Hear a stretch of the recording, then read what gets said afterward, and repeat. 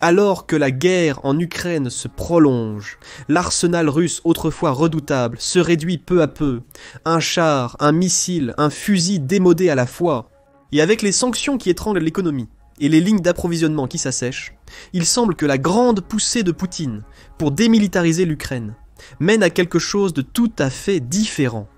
La démilitarisation involontaire de la Russie elle-même. Bienvenue dans l'étrange réalité où une ex-superpuissance démantèle littéralement sa propre armée. Cette vidéo explique comment commençons par le principe de base de la démilitarisation. La démilitarisation est essentiellement le processus de démantèlement des capacités militaires d'un pays. C'est l'opposé de la militarisation. Au lieu de constituer une armée, vous la réduisez parfois drastiquement. Souvent, cela suit un conflit majeur ou un accord de paix, ce qui en fait la phase de refroidissement après la chaleur de la guerre. Maintenant, la démilitarisation peut prendre de nombreuses formes. L'une d'elles, sans doute la plus large, est l'imposition de mesures de contrôle des armements. Ces mesures visent généralement à limiter le développement, la production et l'utilisation d'armes, qu'il s'agisse de petites armes ou d'armes de destruction massive. L'idée derrière ces mesures est de restreindre les capacités militaires, empêchant ainsi l'escalade et réduisant les chances de futurs conflits. Des exemples notables incluent le traité naval de Washington de 1922, qui imposait des limites à la taille des marines, et la convention plus récente sur les armes chimiques, qui a interdit des catégories entières d'armes destructrices. Une autre méthode de démilitarisation est la fermeture des bases militaires. Il ne s'agit pas seulement d'éliminer les structures physiques, il s'agit de détruire les infrastructures, permettant à un pays de mobiliser et déployer ses forces armées. Après la Seconde Guerre mondiale, le Japon et l'Allemagne ont vu beaucoup de leurs bases démantelées ou réaffectées sous l'occupation alliée. Les centres nerveux militaires détruits, les armées ont eu du mal à s'organiser et à réagir, réduisant drastiquement leur efficacité pour tout conflit futur. Une forme plus radicale de démilitarisation consiste à dissoudre les forces armées du pays. Certains pays vont à l'extrême, comme le Costa Rica, qui a célèbrement aboli son armée en 1949.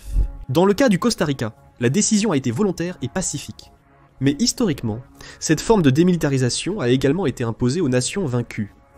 Prenez l'après-Première Guerre mondiale comme exemple. Selon le traité de Versailles, l'Allemagne a dû limiter son armée à 100 000 hommes. Pour comprendre à quel point cette réduction était massive, considérez que 13 600 000 Allemands ont servi dans les forces armées du pays entre 1914 et 18. C'est une réduction de 99,3%. Le but était d'empêcher l'Allemagne de redevenir une menace militaire, bien que l'histoire montre comment cela s'est déroulé. Le Japon après 1945 est un meilleur exemple. L'armée impériale, forte de plus de 6 millions de soldats, a été démantelée, et le pays s'est vu interdire de maintenir une force militaire agressive. Depuis, le Japon s'est concentré sur l'autodéfense plutôt que l'expansion, conséquence de la démilitarisation forcée. Et puis il y a l'élimination ou la destruction des armes. C'est la démilitarisation dans sa forme la plus pure et la plus visible, démantelant physiquement les machines de guerre. Des équipements militaires tels que chars, avions de chasse, sous-marins et flottes entières sont mis au rebut ou réduits.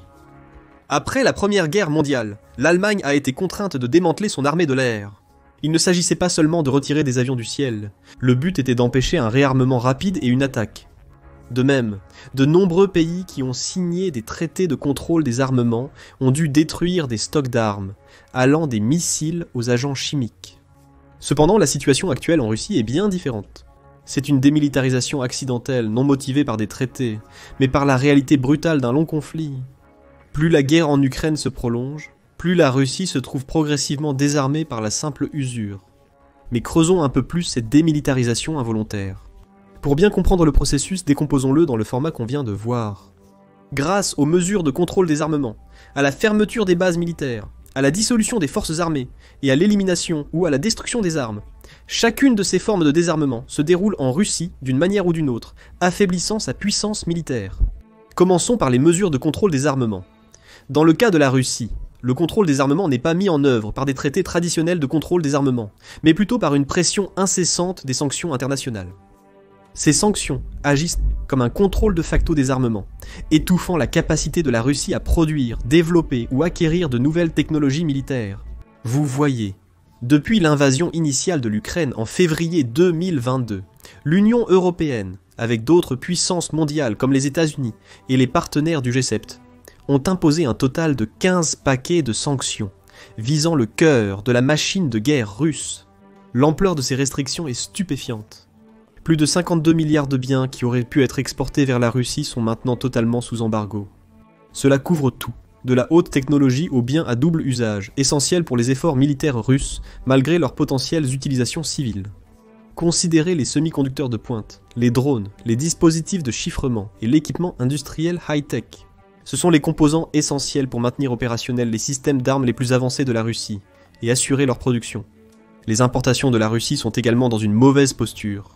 Près de 100 milliards de dollars de marchandises que le pays exportait vers l'UE ont été bloqués. Au total, cela représente 54% des exportations et 58% des importations. Maintenant 7%.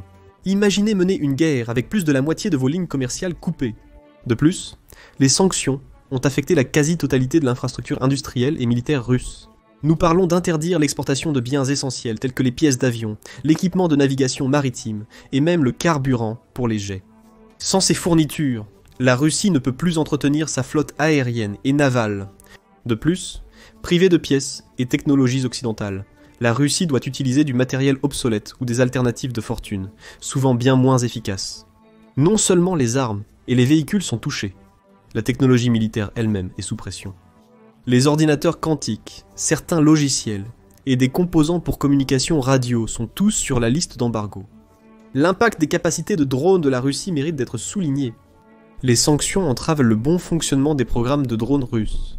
L'UE et ses partenaires ont interdit l'exportation de moteurs, logiciels et autres technologies clés pour les drones, dont la Russie a besoin pour les produire ou les exploiter efficacement. Privée de ces composants, la guerre des drones de la Russie, jadis en plein essor, a subi un coup dur. La Russie a peut-être augmenté la production de drones, mais les 35 670 drones vol en immersion détruits et 1140 drones de frappe supplémentaires confirmés comme ayant été perdus montrent à quelle vitesse la technologie peut devenir obsolète sur le champ de bataille. Et si vous pensez que la Russie peut se tourner vers d'autres nations pour obtenir cette technologie, réfléchissez à nouveau.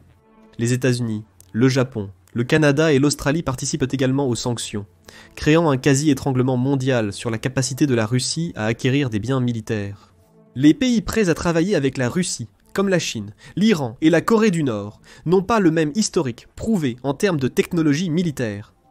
Vous vous demandez peut-être, qu'en est-il des industries pétrolières et gazières russes, piliers de son économie? Historiquement, ces secteurs ont fourni un coussin financier à la Russie, lui permettant d'absorber les chocs économiques tout en finançant son armée. Mais c'est là que les sanctions ont frappé le plus fort. L'UE a interdit 90% des importations de pétrole russe, ce qui est dévastateur pour Moscou. Avant les sanctions, la Russie exportait la moitié de son pétrole vers l'UE. En 2021, l'UE a importé plus de 77 milliards de dollars de pétrole russe. Ce marché a aujourd'hui presque disparu. La perte de ses revenus n'est pas seulement un coût porté à l'économie russe, elle sape directement sa capacité à maintenir des opérations militaires. De plus, les sanctions ne visent pas seulement à restreindre l'accès immédiat de la Russie aux biens militaires, mais aussi à paralyser sa capacité industrielle à long terme.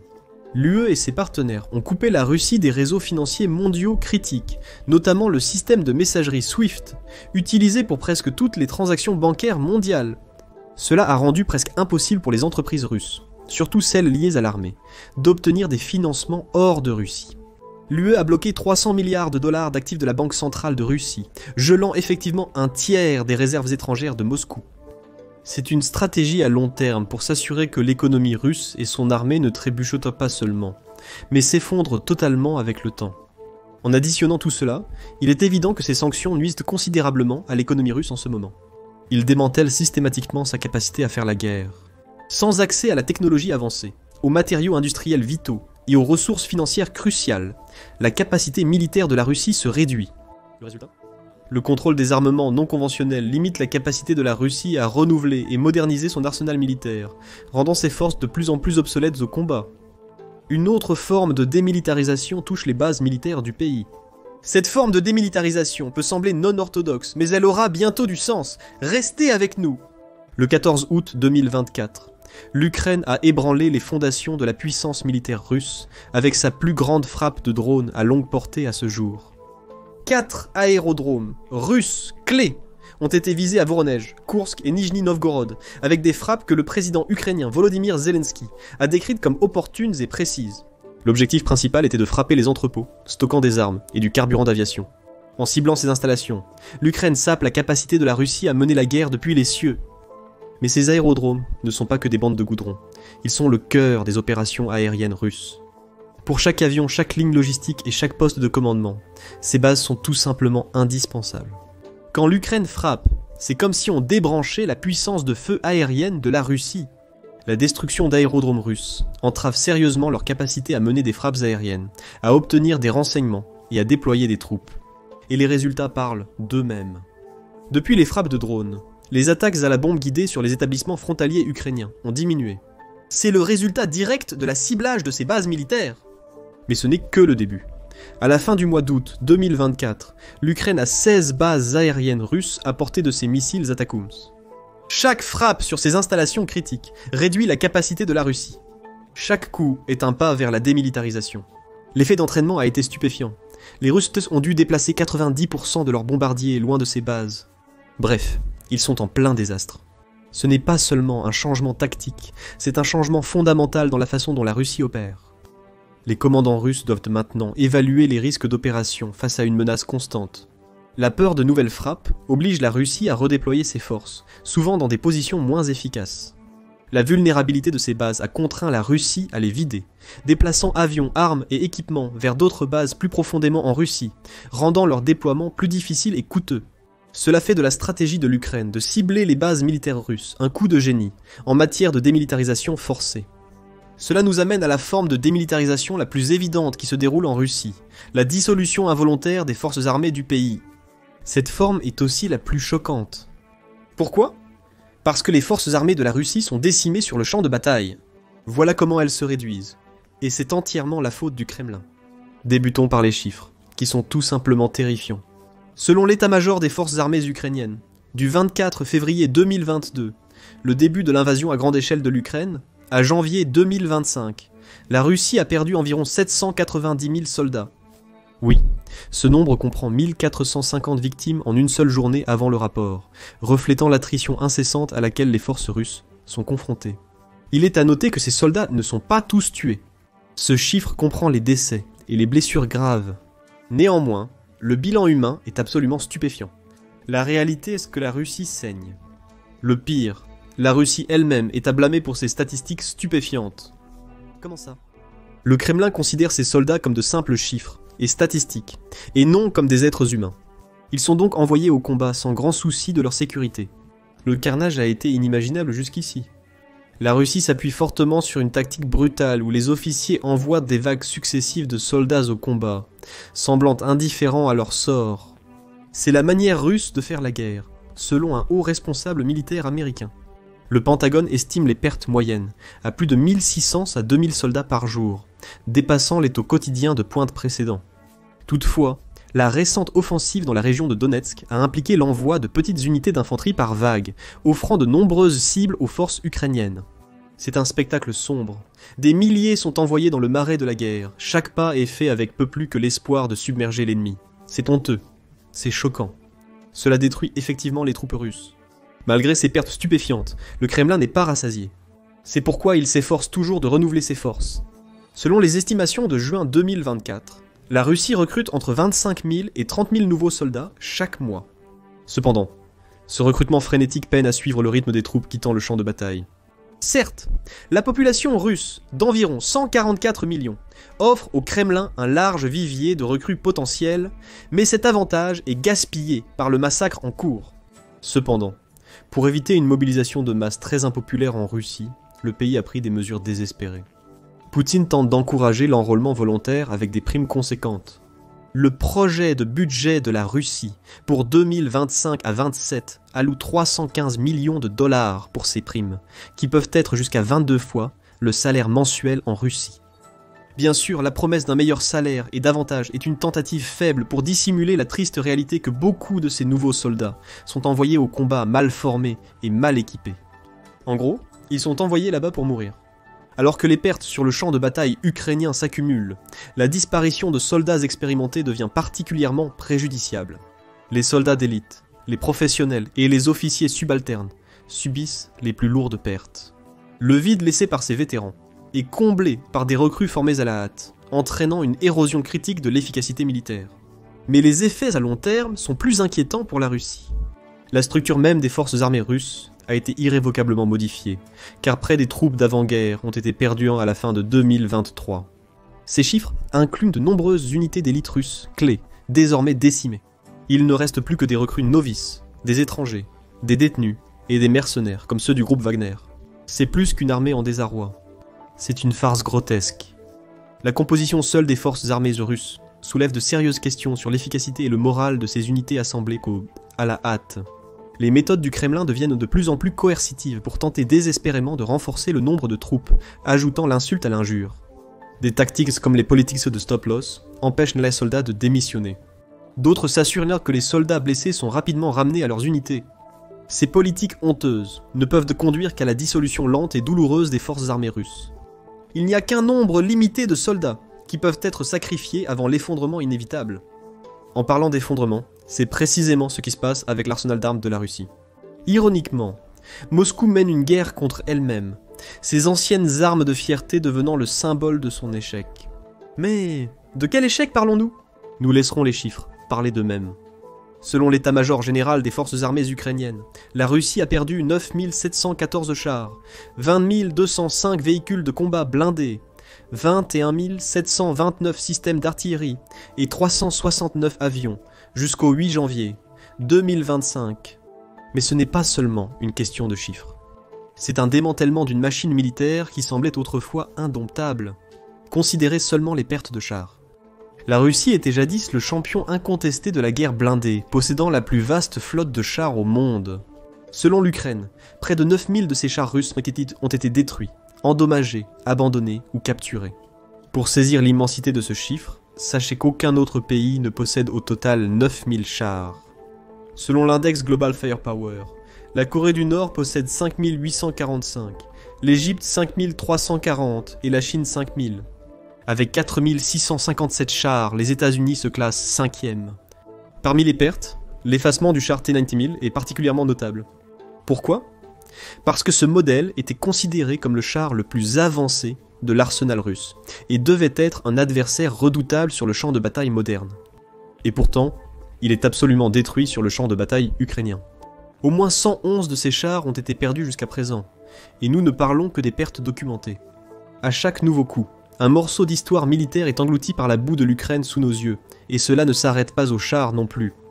Selon l'Ukraine, au 8 janvier 2025, les Russes ont également perdu au moins plus de 4708 véhicules de combat d'infanterie, dont plus de 3548 ont été complètement détruits.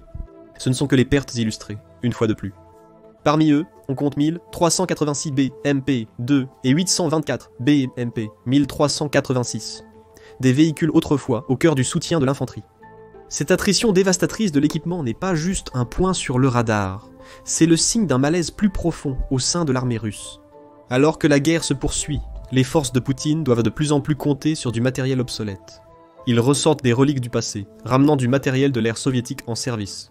C'est comme regarder un gladiateur autrefois puissant, maintenant armé d'armes rouillées et d'une armure branlante, une honte sur la scène mondiale.